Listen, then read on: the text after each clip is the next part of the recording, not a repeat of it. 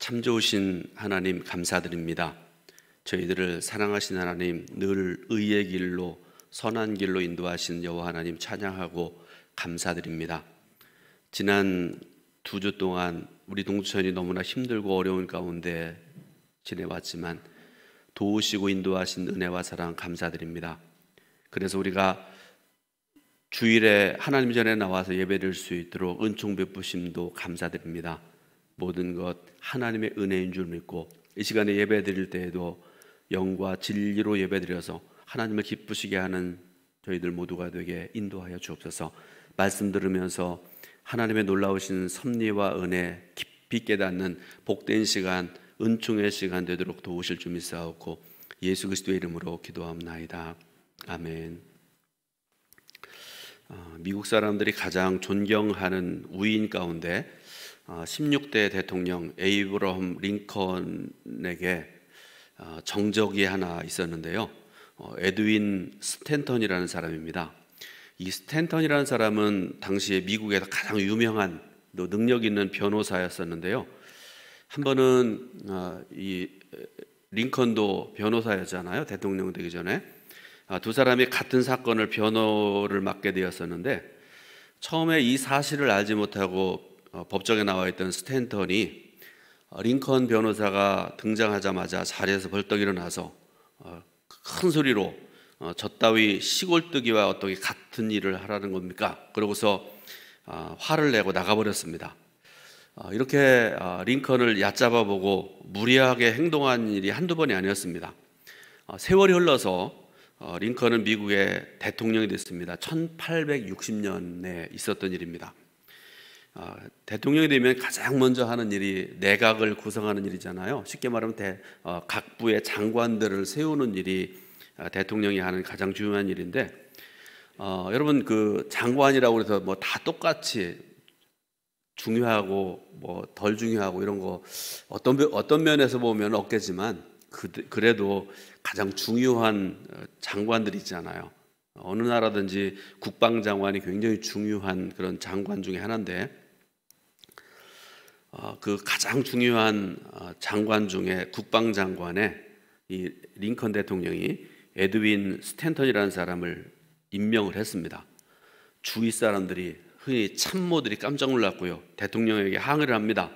그도 그럴 것이 링컨이 대통령에 당선되고 난 다음에 제일 먼저 험담을 내뱉은 사람이 바로 이 스탠턴이라는 사람인데 이 사람이 뭐라고 얘기했는가 하면 링컨이 대통령에 당선된 것은 미국의 재난이다. 그렇게 얘기를 했습니다. 모든 참모들이 링컨에게 재고를 건의했을 때 링컨은 참모들을 설득을 했습니다. 뭐라고 얘기했는가 하면 나를 수백 번 무시한들 어떻겠습니까? 그는 사명감과 애국심이 투철한 사람으로 국방장관을 수행하기에 가장 적합한 사람입니다. 그렇게 얘기를 하는데요. 그럼에도 불구하고 참모들은 더 강경한 언조로 이렇게 얘기를 합니다. 그래도 그는 대통령의 원수가 아닙니까? 원수를 없애버려야죠. 그러면서 계속 참모들이 얘기를 합니다. 이 말을 들었던 링컨이 빙그레 웃으면서 이렇게 얘기를 했습니다. 저도 그렇게 생각합니다. 원수를 없애야죠. 그런데 제 마음에서부터 없애야 되죠. 그런데 그것은 원수를 사랑으로 녹여서 친구로 만들라는 말입니다. 예수님께서도 원수를 사랑하라고 말씀하셨지 않습니까? 링컨이 그부터 3년이 지난 뒤에 암살자의 총에 맞아가지고 죽잖아요. 그런데 당시에 국방장관이었던 스탠턴이 대통령을 부둥켜 안고 통곡하면서 했던 말이 있습니다. 여기 가장 위대한 사람이 누워 있습니다. 이것은 링컨이 자기를 미워했던 원수까지도 용서하고 내 편으로 만드는 긍정의 힘이 작용했기 때문이다. 이렇게 평가들을 합니다. 마태복음 18장 15절 이하에 이웃이 내게 죄를 범했을 때 어떻게 해야 될지에 대해서 예수님께서 해주신 말씀이 기록이 되어 있는데요. 18장 15절부터 17절 말씀을 제가 봉독해 올립니다. 네 형제가 죄를 범하거든 가서 너와 그 사람과만 상대하여 권고하라. 만일 들으면 네가 형제를 얻은 것이요 만일 듣지 않거든 한두 사람을 데리고 가서 두세 증인의 입으로 말마다 확증하게 하라. 만일 그들의 말도 듣지 않거든 교회의 말하고 교회의 말도 듣지 않거든 이방인과 세리와 같이 여기라. 이렇게 말씀을 하세요. 말씀하실 때 나서기를 좋아하는 베드로가 질문합니다. 주여, 형제가 내게 죄를 범하면 몇 번이나 용서하여 주리이까? 7번까지 하오리이까? 이렇게 질문합니다. 그때 대답으로 예수님께서 비유의 말씀을 하시는데요, 유명한 말씀입니다. 마태복음 18장 22절부터 35절에 여러분 뭐 듣기만 해도 아실 텐데요, 1만 달란트 빚진 자의 비유, 혹은 용서할 줄 모르는 종의 비유로 알려진 유명한 말씀을 예수님께서 하고 계십니다. 여러분, 그 예수님의 비유의 내용을 잠깐 말씀을 드리면, 천국에 대해서 말씀을 하세요. 천국은 이러면서 이제 예수님께서 비유의 말씀을 하시는데요, 종들과 결산하려고 하던 어떤 임금과 같으니, 이렇게 말씀을 하세요. 그러니까 임금이 한쪽에 있고요, 종들이 한편에 있는 그런 비유의 말씀인데, 이 임금께서 어느 날 그 1만 달란트를 빚진 자를 종을 데려다 갚으라고 요구를 합니다. 여러분, 1만 달란트라는 액수는요, 도저히 갚을 수 없는 많은 액수를 상징하는 그런 돈입니다. 그런데 임금의 그 요구를 들은 이 종이 뭐라고 얘기합니까? 기다려 주십시오, 나중에 갚으리이다, 이렇게 간청을 하죠. 임금은 그를 불쌍히 여기고요, 그에게서 빚을 탕감해 주었다, 이렇게 말씀을 하세요. 아름다운 얘기죠. 천국에서만 경험할 수 있는 그런 일이 아니겠습니까? 그런데 문제는 이 진 빚을 탕감받은 사람이 길을 가다가 한 사람을 만나게 되는데, 동료 한 사람을 만나게 되는데, 이 사람은 어떤 사람인가 하면 그 사람에게서 100달란트를 빌린 사람. 여러분, 100달란트라는 돈도 그렇게 작은 돈은 아니지만 충분히 갚을 수 있는 돈으로 상징되어지는 그런 돈이잖아요. 그 사람을 만나게 됩니다. 그래서 자신이 임금에게 했던 것과 똑같이 간청을 하는데, 이 사람은, 용서받은 사람은 그를 감옥에 가두었다, 이렇게 말씀을 하세요. 이 사실을 알게 된 임금이 그를 불러다가 책망을 하면서, 내가 너를 불쌍히 여긴 같이 너도 내 동료를 불쌍히 여김이 마땅하지 아니하냐, 그러면서 그 사람을 옥졸에게 넘겨서 가두게 하고는 결론적으로 하신 말씀이 18장 35절 말씀인데, 제가 읽어드립니다.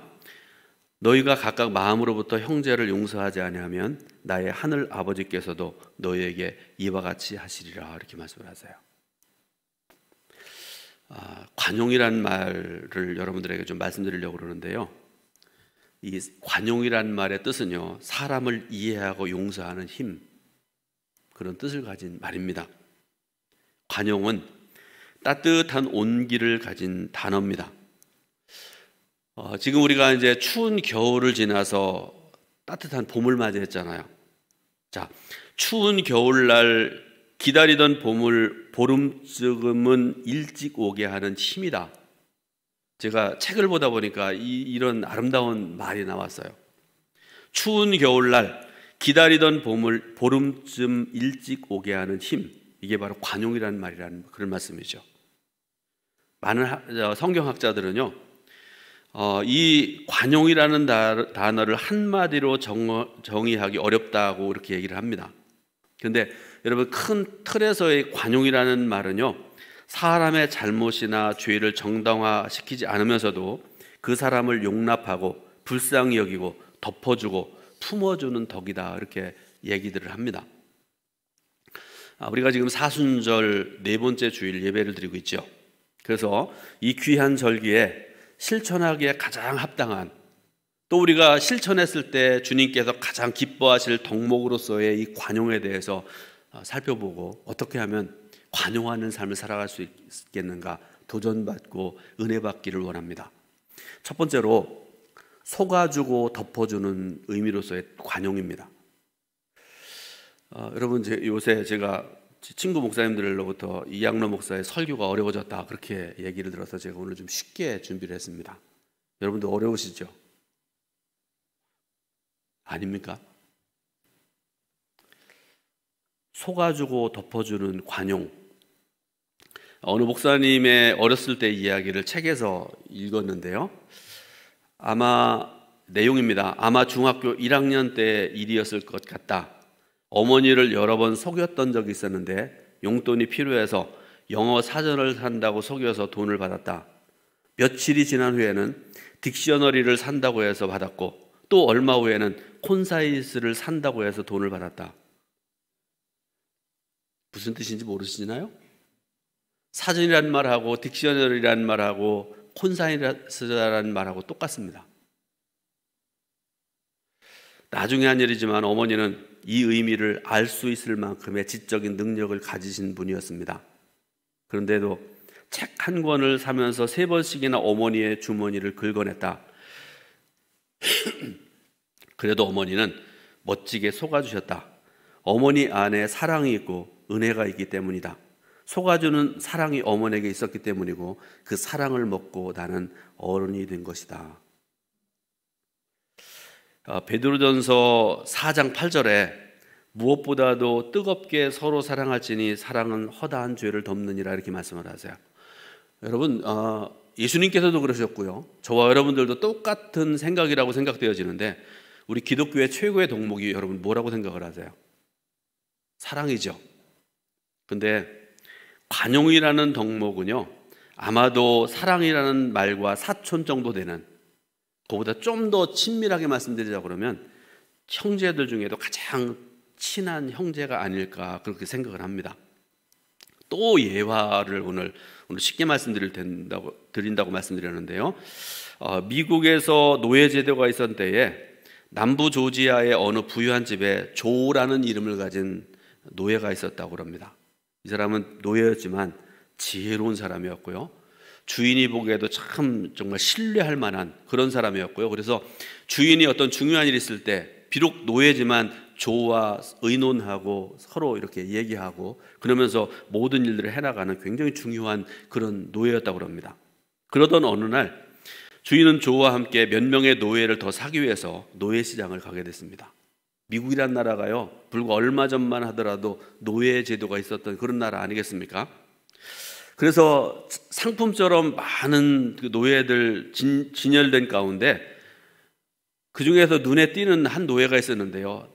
나이가 많아 늙어 보이고 그 다음에 몸이 말라서 이 일을 조건히 할 수 없을 것 같은 그런 노예를 하나 이제 발견하게 되는데, 보통 사람들은 그런 노예 거들떠 보이지도 않잖아요. 그런데 조가 그 노예를 주의 깊게 바라보는 거예요. 한참을 쳐다봅니다. 그러다가 조가 주인에게 부탁을 하는데 이 늙고 야윈 노예를 사기를 원합니다. 이렇게 얘기를 하는 거예요. 그런데 주인은 별로 탐탁질 않습니다. 그렇지만 자기가 신뢰하는, 자기가 사랑하는 조가 간절히 부탁을 하니까 그 늙은 노예를 사가지고 집에 데려왔습니다.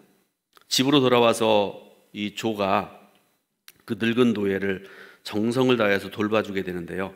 그 모든 과정을 주의 깊게 살펴보던 주인이 어느 날 조를 서재로 불렀습니다. 그리고 이렇게 말했습니다. 얼마 동안 너를 주의 깊게 관찰해봤는데 참으로 이상하게 생각되는 것이 있구나. 왜 너는 그 쓸모없고 늙은 노예를 사자고 한 것인지, 그리고 그 늙은이를 정성을 다해 돌봐주는지를 모르겠다. 혹시 그 늙은이가 내 아버지냐? 아니면 내게 은혜를 베푼 자인가? 이렇게 물었습니다. 잠시 침묵이 흐른 뒤에 조가 대답을 합니다. 아닙니다, 주님. 그는 제가 어렸을 때 저를 유괴해서 노예로 팔아넘긴 원수입니다. 그런데 시장에서 그의 얼굴을 본 순간 어디선가 내 원수가 줄이거든 먹이고 목이 마르거든 마시우라 하는 작고 강한 음성이 들려왔습니다.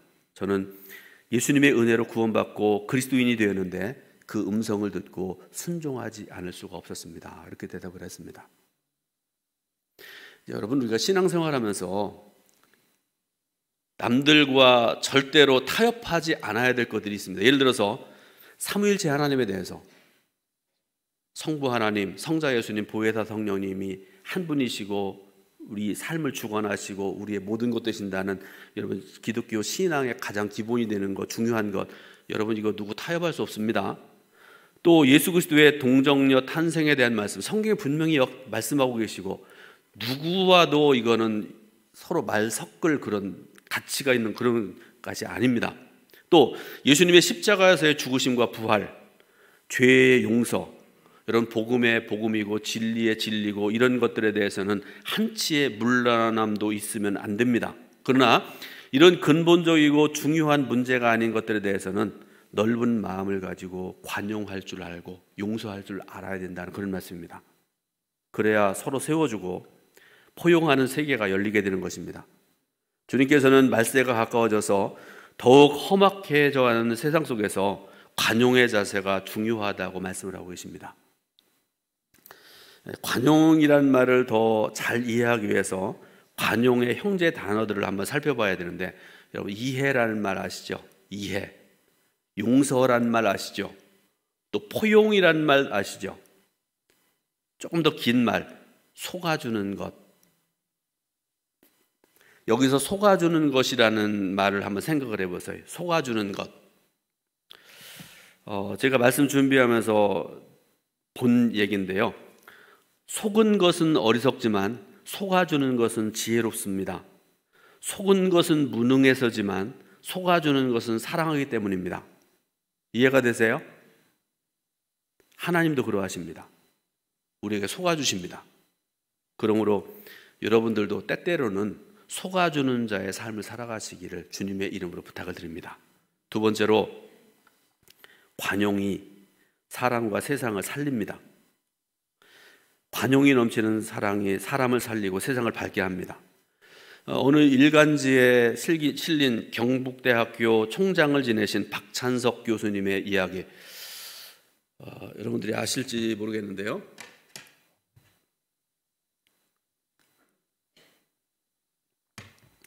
박찬석 교수의 아버지에 대한 회고담이 있어서 여러분들에게 소개를 해드리려고 합니다. 박찬석 교수의 아버지에 대한 글입니다. 나의 고향은 경남 산청이다. 그곳은 지금도 비교적 가난한 곳이다. 그러나 아버지는 가정 형편도 별로 안 좋고 공부도 잘 하지 못하는 나를 대구로 유학을 보냈다. 나는 대구 중학교를 다녔지만 옛날에 대구 중학교가 경북에서 제일 좋은 중학교인 걸로 제가 알고 있는데 최고 명문 중학교입니다. 어쨌든 대구 중학교로 다녔지만 공부를 싫어했다. 그 결과로 1학년 여름방학 때 받은 성적표는 68명 중에 68등이었다.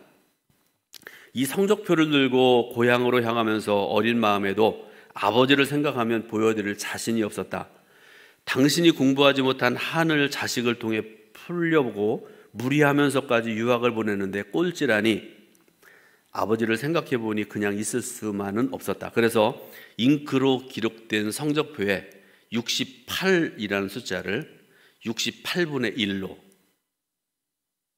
이해되세요? 그러니까 1등으로 고쳐서 아버지께 드렸다. 부모님은 초등학교도 다니지 않았기 때문에 내가 고친 성적표를 알아차리지 못했다. 참으로 다양한 일이었다. 그 소식을 들은 친척들이 집으로 몰려왔다. 찬석이의 성적을 궁금해하는 친척들 앞에서 아버지가 말씀하셨다. 경상도 말인데 제가 충청도 사람이 모르겠습니다. 앞으로 봐야지. 이번에는 1등 했는갑에 친척들의 칭찬이 쏟아졌고 책거리를 하게 되었다. 1등 했으니까 아버지한테 한턱 내라고 그렇게 말씀하셨겠죠. 당시 아버지는 처가살이를 했고 우리 집은 동네에서 가장 가난했다. 이튿날 강에서 멱을 감고 돌아오니 아버지는 한 마리뿐인 돼지를 잡아 동네 사람들을 모아놓고 잔치를 열었다. 우리 집의 유일한 재산인데 기가 막혔다. 아버지를 불렀지만 다음 말을 이을 수가 없어서 집을 뛰쳐나왔다. 뒤에서 나를 불렀지만 그대로 달려나와서 강으로 갔다. 죽고 싶은 생각에 물속에서 숨을 참고 버티기도 했고 주먹으로 내 머리를 치기도 했지만 용기가 없었다. 그 사건 이후로 나는 달라졌다. 그 일이 항상 머리에 떠올랐기 때문이다. 이후로 열심히 공부를 했고 17년이 지나서 대학 교수가 되었다. 그리고 나의 아들 민우가 중학교에 입학했을 때, 그러니까 내 나이 45살이 되던 날, 부모님께 33년 전의 일을 뒤늦게 사과드리려고 했다. 아버지, 저 중학교 1학년 때 1등 한 거요. 그때 담배를 피우시던 아버지가 말씀하셨다. 그만해라. 알고 있다. 민우가 듣는다.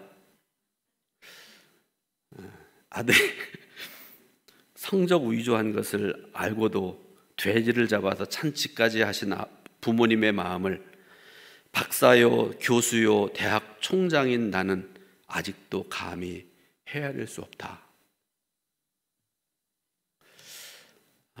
저도 부모님의 사랑을 참 많이 받고 자라는 아들입니다. 막내 아들.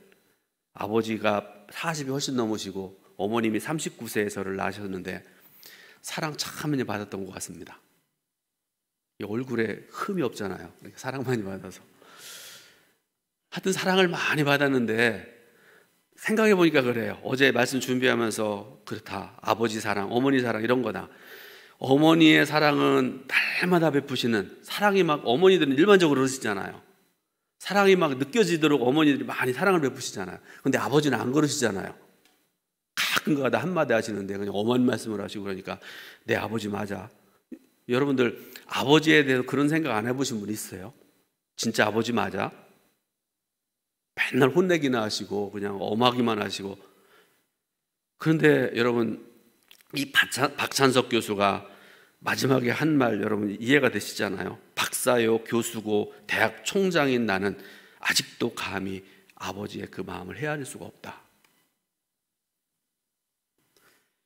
아버지의 용서와 덮어주심, 아들을 믿어주는 믿음, 무엇보다도 다시 기회를 주시는 그 큰 사랑이 아들을 변화시켰고 사람을 만든 것입니다. 사랑하는 여러분, 저와 여러분이 믿는 하나님은 더욱 그러하십니다. 죄로 인해서 심판받은 땅에 무지개를 걸어서 다시금 축복과 기회를 주시는 참 좋으신 하나님이십니다. 하나님의 그 용서, 그 덮어주심, 그 사랑 때문에 오늘날 내가 살게 된 줄로 믿으시길 바랍니다.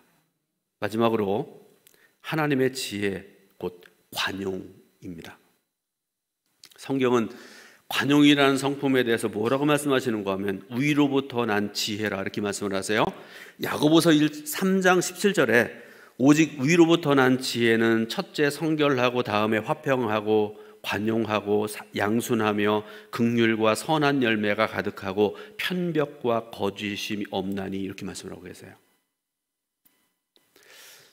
사도 바울도 교회 지도자들을 세울 때 그 자질 가운데 하나로 관용이라는 성품을 강조하고 있는데요.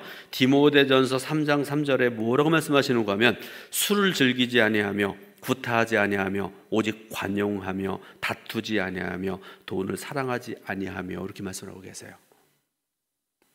관용은 하나님의 지혜 중에 하나입니다. 그리고 교회 지도자가 가져야 될 중요한 성품 중에 하나입니다. 성도들에게 있어야 될 성품 중에 하나입니다.